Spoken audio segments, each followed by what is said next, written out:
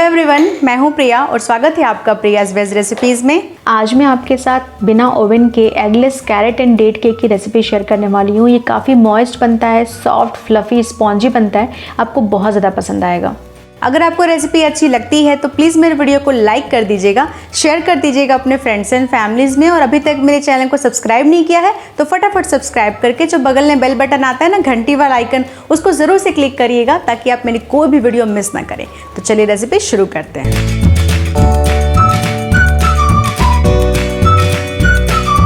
Cake बनाने के लिए सबसे पहले एक बर्तन प्रीहीट करने के लिए रखेंगे गैस पे। तो गैस पे एक कढ़ाई रख दिया, उसके ऊपर मैं डाल रही हूँ सॉल्ट को स्प्रेड कर लेंगे।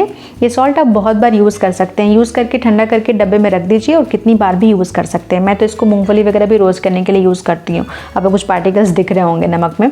इसके ऊपर मैं डाल रही हूँ एक स्टैंड और इसको मैं ढक के और मीडियम फ्लेम पर छोड़ दूँगी प्रीहीट करने के लिए।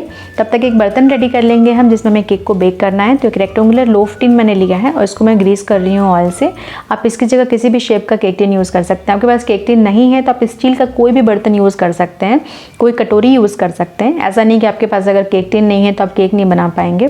अब इसके ऊपर मैं डाल रही हूँ एक पार्चमेंट पेपर, उसको भी मैं ग्रीस कर रही हूँ। आपके पास अगर पार्चमेंट पेपर नहीं है तो ग्रीस करने के बाद थोड़ा सा आटा स्प्रिंकल, मैदा मतलब स्प्रिंकल कर लीजिए, तो आपका पार्चमेंट पेपर का ही वो काम करेगा। अब लिया मैंने एक मिक्सिंग बोल और इसमें मैं डाल रही हूँ हाफ कप शुगर। उसको मैंने पाउडर कर लिया, पहले हाफ कप मेज़र किया, उसके बाद पाउडर किया। उसके बाद हाफ कप मतलब सेम क्वांटिटी में मैं दही लिया है। जितना दही उतना ही शुगर चाहिए और दही जो है वो रूम टेम्परेचर का चाहिए। अब अच्छे से मिक्स कर देंगे हम ताकि जो शुगर है वो दही में डिज़ोल्व हो जाए। अगर मान लीजिए आपने दही को फ्रिज में रख दिया है तो उसको आप बाहर निकाल के पहले एकदम रूम टेम्परेचर पर कर लीजिए, उसके बाद यूज़ करिए। अच्छे से मिक्स कर लिया मैंने, शुगर जो है वो दही में डिज़ोल्व हो चुकी है। तो अब इसमें मैं डाल रही हूँ half tea spoon baking powder और 1/4 टीस्पून बेकिंग सोडा। इन दोनों चीज़ों को इस लिक्विड में अच्छे से मिक्स करेंगे ताकि कोई लम्प्स ना रहे बेकिंग सोडा की और बेकिंग पाउडर की। दोनों चीज़ें अच्छे से मिक्स हो जाए। जैसे जैसे आप मिक्स करेंगे आप देखेंगे कि इसमें कुछ बबल्स आने लगते हैं, मिक्सचर थोड़ा सा फ्रॉदी होने लगता है। तो अब जब ये फ्रॉदी होने लगता है छोड़ दीजिए 2-3 मिनट के लिए ताकि अच्छे से ये मिक्सचर फ्रॉदी हो जाए। तो ये देखिए अच्छे से फ्रॉदी हो गया, क्योंकि जो बेकिंग सोडा है वो दही में जाता है तो रिएक्ट करता है, फ्रॉदी होता है और इसी की वजह से हमारा केक फ्लफी और स्पॉन्जी बनता है। तो अब मैं इसमें डाल रही हूँ 1/4 टीस्पून रिफाइंड ऑयल और 1/4 टीस्पून है वनीला एसेंस। दोनों चीज़ों को अच्छे से मिक्स कर देंगे। ओवर मिक्स नहीं करेंगे, नहीं तो जो बबल्स आप देख रहे हैं ना, बबल्स आपके डाउन हो जाएंगे और फिर आपका जो केक है वो फ्लफी नहीं बनेगा। तो थोड़ा सा मिक्स करिए, ज़्यादा मिक्स नहीं करिएगा, साइड में रख देंगे। अब मैंने लिया यहाँ पे 1 कप मैदा को दबा दबा के नहीं भरना है, हल्के हाथों से भरिए, फिर उसको लेवल कर दीजिए। आप मैदा की जगह आटा भी ले सकते हैं, गेहूँ का आटा, कोई प्रॉब्लम नहीं है, उससे भी अच्छा बनेगा। तो अब एक बर्तन के ऊपर मैंने एक छन्नी लिया है, उसमें डाला है मैंने मैदा और साथ ही में डाल रही हूँ हाफ टीस्पून सिनेमन पाउडर। इससे इस केक में बहुत ही अच्छी खुशबू, अरोमा आती है, फ्लेवर आता है, बहुत ही अच्छा लगता है। क्योंकि विंटर्स में ये केक बनता है जनरली, तो ऐसे केक में मतलब कैरेट केक हो, प्लम केक हो या फिर बनाना केक में सिनेमन का फ्लेवर बहुत अच्छा लगता है। तो अब मैंने एक बार उधर छाना था और दूसरी बार मैं लिक्विड इंग्रेडिएंट के ऊपर ही मैं डाल के छान रही हूँ। तो ये एगलेस केक है तो 2-3 बार छानना ज़रूरी है। मैं 2 बार कर रही हूँ, आप चाहें तो 3 बार भी कर सकते हैं। इससे क्या होगा कि आपका जो ये फ्लावर है इसमें वॉल्यूम आता है और केक आपका बहुत ही अच्छा स्पॉन्जी बनता है। अब मिक्स कर रही हूँ, बिल्कुल हल्के हाथों से मिक्स करिए, विगरसली मिक्स नहीं करना है। आप चाहें तो स्पैचुला से मिक्स कर सकते हैं, कट एंड फोल्ड मेथड से। तो मिक्स कर दिया मैंने। अब जो ये साइड में आपको फ्लावर दिख रहा है इसको स्क्रैप करना बहुत ज़रूरी है। स्क्रैप करके मिक्स कर दीजिए बैटर में। मिक्स करके हो गया है तो मैं इसमें डाल रही हूँ 1 कप ग्रेटेड कैरेट, ये लाल गाजर है, इसको मैं ग्रेट करके डाल रही हूँ। साथ ही मैं डाल रही हूँ 1/4 कप है ये डेट्स, बारीक मैंने चॉप कर लिया है। आप डेट्स की जगह पे गोल्डन रेजिन ले सकते हैं या फिर आप ब्लैक रेजिन ले सकते हैं, मतलब मैं किशमिश बोल रही हूँ। आप डेट्स या रेजिन की जगह पे कुछ भी एक ले सकते हैं, तो कैरेट के साथ बहुत अच्छा लगता है। आप चाहें तो वॉलनट भी चॉप करके डाल सकते हैं, अखरोट।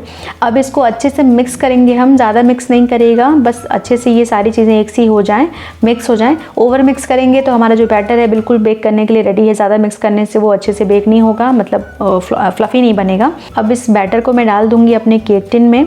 और ये जो केक टिन है ये बहुत छोटा है तो ज़्यादा बैटर इसमें नहीं आएगा, बस मैं इसको 3/4 भर रही हूँ। कभी भी आप जब केक टिन में बैटर डालिए तो 3/4 ही भरिए। उसके बाद इसको हम लेवल कर देंगे और लेवल करने के बाद से हम इसको टैप कर देंगे 2-3 बार। और जो बाकी का बचा हुआ बैटर है वो दूसरे बर्तन में बेक करूँगी। मेरे पास दूसरा सेम इसी साइज़ और शेप का एक और बर्तन है, मैं दूसरे में बेक कर दूँगी। तो ये देखिए दोनों बर्तन हमारे रेडी हैं बेक करने के लिए। तो एक जो बैटर है उसको मैं बेक करने वाली हूँ कढ़ाई में और दूसरा वाला मैं बेक करने वाली हूँ ओवन में। तो ओवन और नो ओवन दोनों तरह का मैं आपको बता रही हूँ।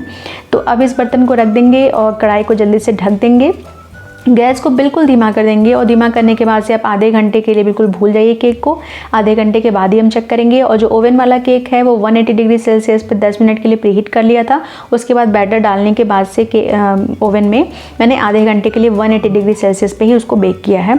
तो कढ़ाई वाला केक मैं आपको आधे घंटे बाद से खोल के दिखा रही हूँ। तो ये देखिए बीच में बिल्कुल भी आपको खोलना नहीं, ऐसा नहीं कि बार बार खोल के देखना है कि केक बेक हुआ कि नहीं, आधे घंटे के पहले बिल्कुल खोलना नहीं है।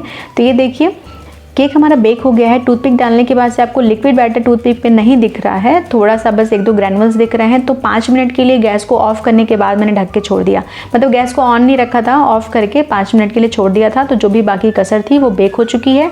अब मैं इसको निकाल लूँगी और हमारा ओवन वाला भी केक बेक होकर रेडी है। तो जो आप ऊपर वाला केक देख रहे हैं वो ओवन वाला है, थोड़ा सा ऊपर से जो फट जाता है ओवन में बनाने पर, और दूसरा वाला प्लेन है। पर दोनों ही केक एक जैसे बने हैं, एक जैसे बेक हुए हैं।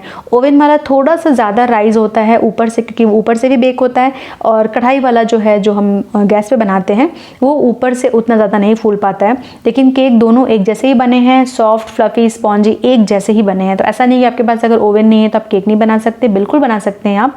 बहुत ही अच्छा केक बन के रेडी हुआ है, एकदम ठंडा हो जाएगा उसके बाद हम इसको निकालेंगे। और जो केक टिन है थोड़ा सा नाइफ घुमा लीजिए ताकि ईजिली निकल जाए। अब मैं आपको इसको कट करके भी दिखाऊंगी। ये देखिए आपको कोई खास डिफरेंस नहीं दिख रहा होगा, बस थोड़ा सा ऊपर से राइज होता है जब हम ओवन में बनाते हैं, तो कढ़ाई वाला सिर्फ नीचे से ही बेक हो रहा होता है। जब एकदम से ठंडा हो गया है उसके बाद मैं कट कर रही हूँ। अगर आप गरम गरम ही कट करेंगे ना तो आपका जो केक है वो क्रम्बल हो जाएगा। ये देखिए कितना सॉफ्ट फ्लफी और स्पॉन्जी बना है, बहुत ही मॉइस्ट बना है। क्योंकि इस केक में कैरेट यूज़ हुआ है तो उसके सारे जूसेस अंदर इंटैक्ट हैं, उसकी वजह से बहुत ज़्यादा ये मॉइस्ट बनता है। मैं आपको तोड़ के भी दिखाऊंगी अभी। और आटे से भी बनाएंगे तो भी बहुत अच्छे बनते हैं, वो और ज़्यादा हेल्दी हो जाएंगे। क्योंकि इसमें मैंने अब इसको मैं आपको तोड़ के दिखाती हूँ। ये देखिए बिल्कुल इवनली आपका जो कैरेट है पूरे केक में स्प्रेड हुआ है। बहुत ही अच्छा केक बन के रेडी हुआ है। ये टी कॉफ़ी के लिए बहुत ही अच्छा है। आप चाय या कॉफ़ी के साथ इसको सर्व करिए और इन्जॉय करिए विंटर्स में।